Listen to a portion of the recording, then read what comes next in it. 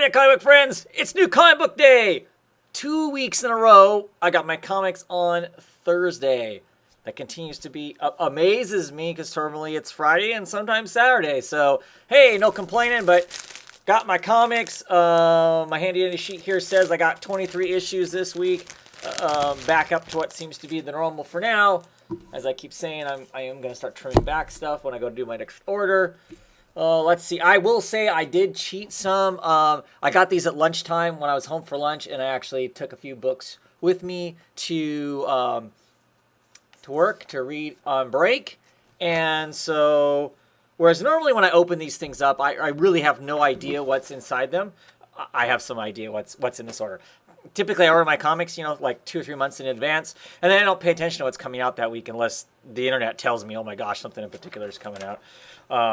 So I don't really, so I don't really pay attention to what it is. So it's always kind of surprised when I kind of dig through this. I didn't totally dig through it, but I did through it some to pull out a few books I thought would be interesting or easy to read while I was at work. I'm just looking at my ads right now, so I got some Marvel ads here. I'm actually picking up the new Hulk comic. I like the Gen.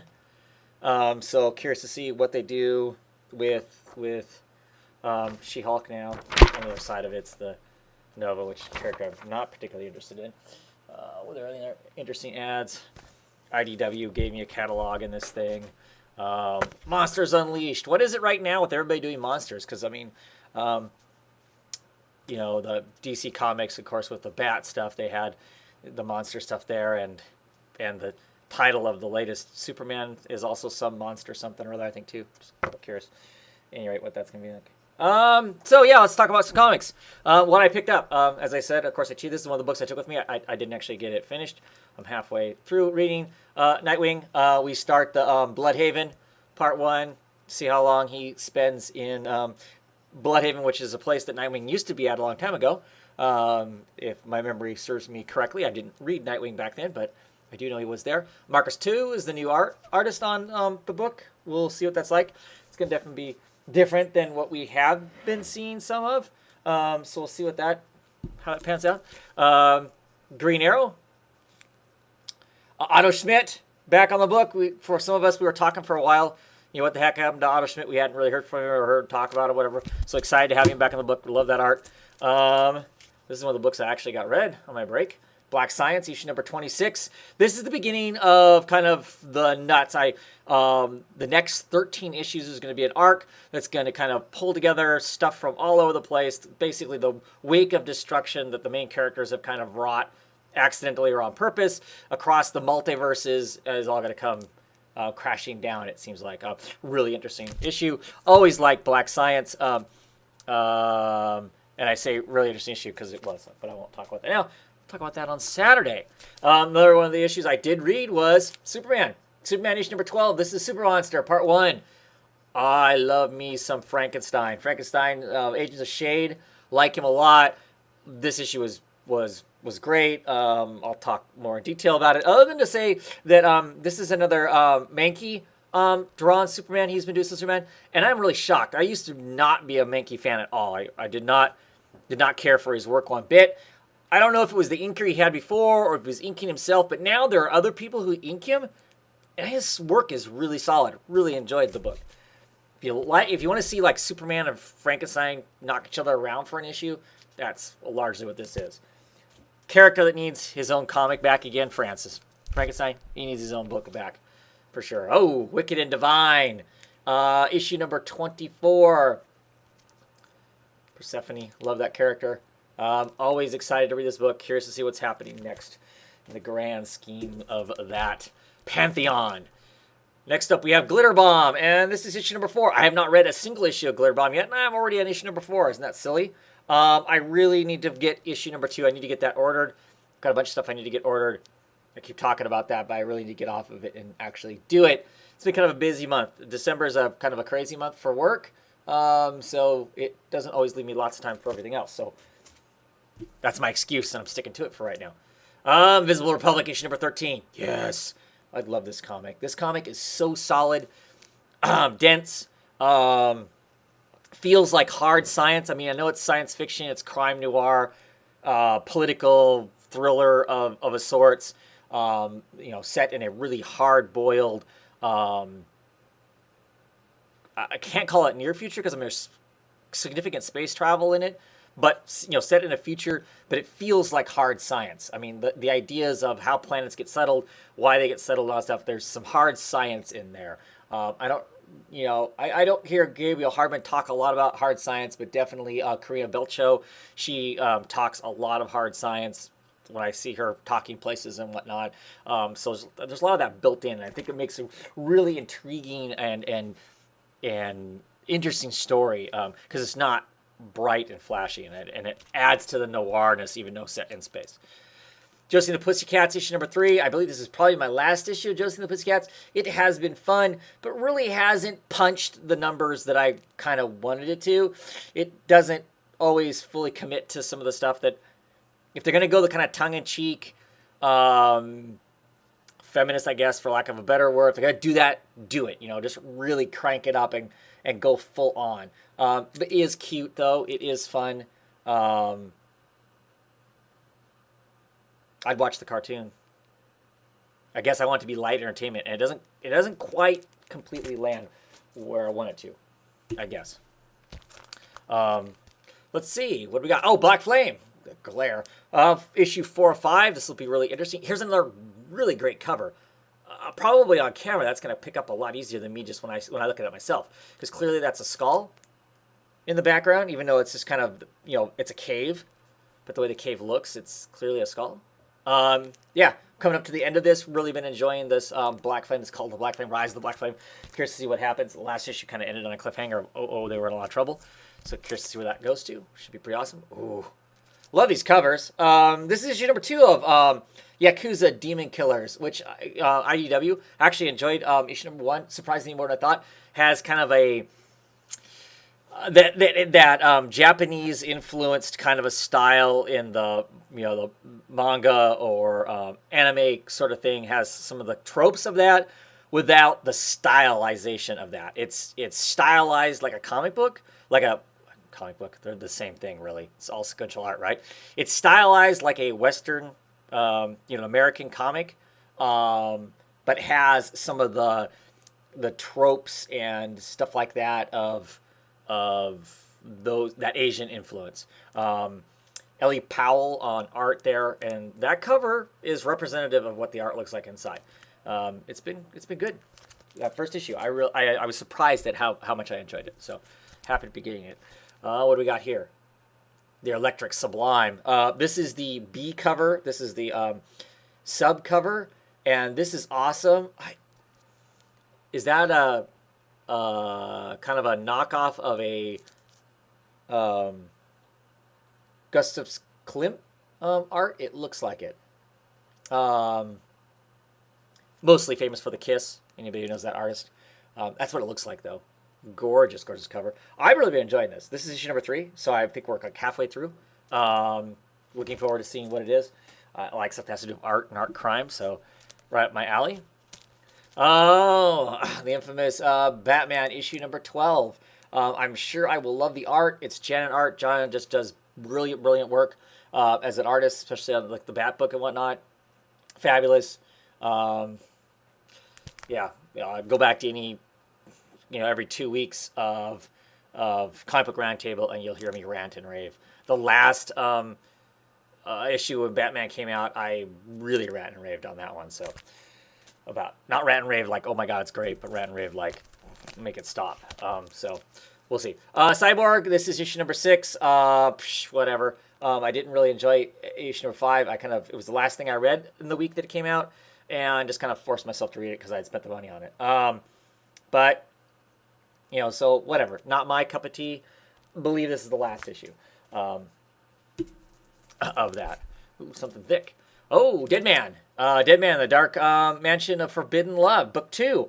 The first issue was okay of this. I'm a really big Dead Man fan, so I'm always interested to see where it goes. I'm looking forward to issue 2 because I'm hoping that this issue has more in it. The first issue kind of had some trappings and this kind of the setup and whatnot, and it was a hefty book for it to all be that. It's square bound. Oh, yeah, you can't see that. So kind of expected it to really get into stuff a little more for me, but we'll see. This is 2. There's 3 total.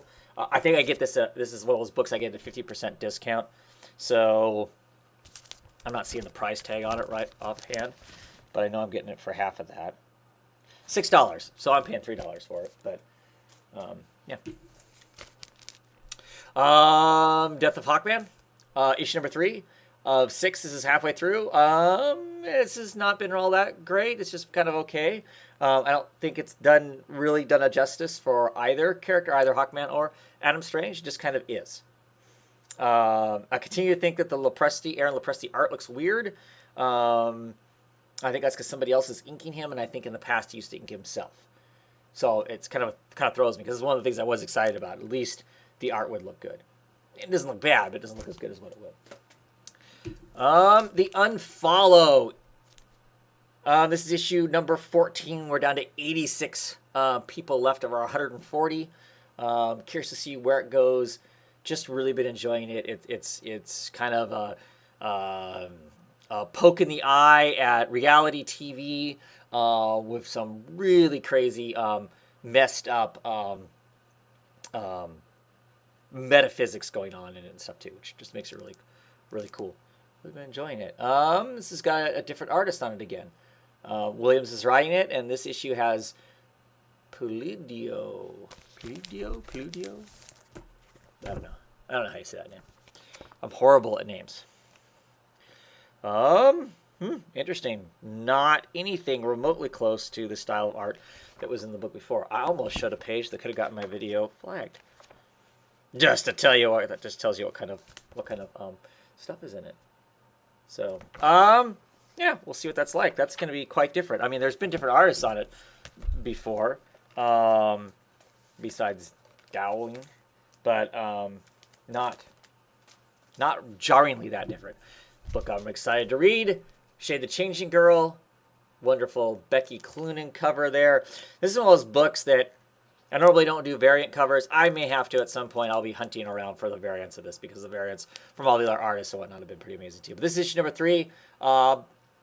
Very much looking forward to checking this book out, reading it. I have really, really been enjoying it. I love the strangeness that's in it. The main character having to kind of take over this teen's life in a sense, but she's clearly not the same person the teen was before. There was a lot of evil teen drama in the person's life, and of course all those people think that she's the same person, but she's not. So it'll be interesting to see how that story all plays out.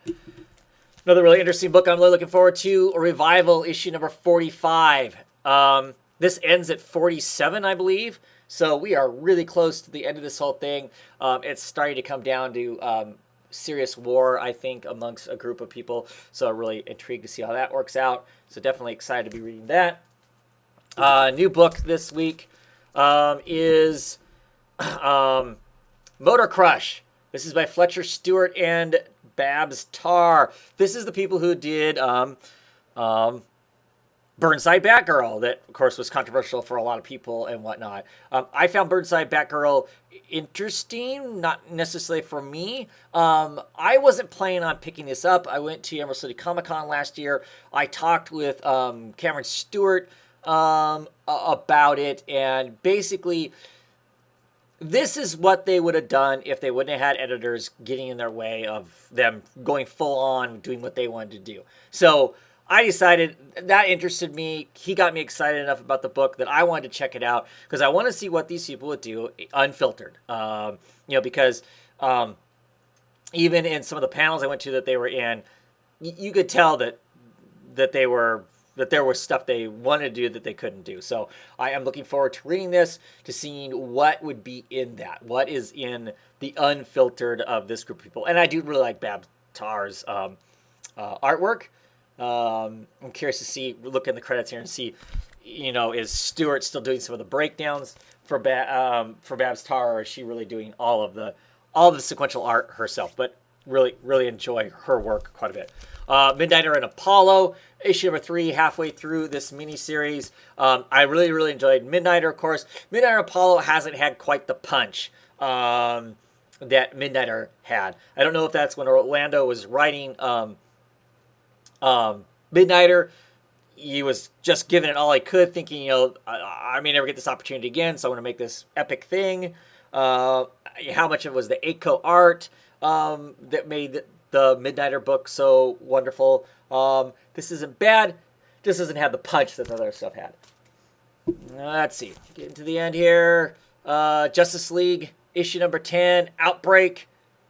Who knows what this is ultimately going to be like. It seems like we have a different artist every issue now. I don't know what happened with Daniels being on the book. He did the first arc and he hasn't been around since then. And that first arc was, well, it would have been issue 5, I think, 4 or 5. So that would be what, 3 months out. So maybe he needs that much time, running time. Could be. This every other month.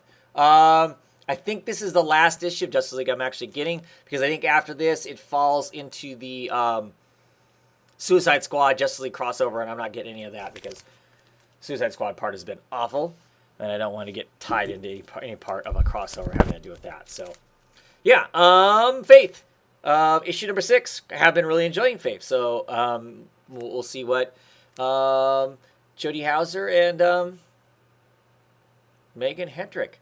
So different artist, because it was Pedro Perez on the book. I am now looking to see credits here because I want to know a little better. Interesting style. The art looks more like looks a lot like the artwork for Red Thorn. A lot. I mean, a lot. Is that the Red Thorn artist? It might be. It might be, because it really looks like that, which, that may not bode well for me. Oh, love that. That's a freaking great cover for next time. Okay, I cannot find...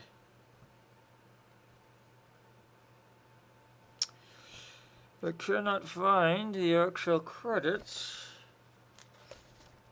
that say who did what. I guess it doesn't matter, right? You people don't care, do you? Do you? Oh. Anyway, I'll check that out. Maybe talk about it on the round table. See if I can figure out who the hell did what. Because that... Seriously, it does not tell you. How can they do that? Unless I'm just blind.